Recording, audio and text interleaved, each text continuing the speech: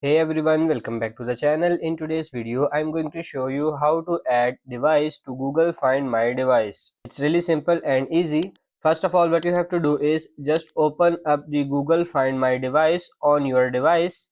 So just simply go to Play Store or App Store depending on your device and just install this application Google Find My Device. So after downloading, just tap on this, open here, and you will see this kind of interface.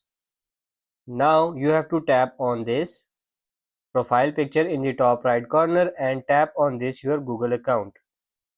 So just open your any Google account here and then tap on this turn on Find My Device and just make sure this toggle is turned on.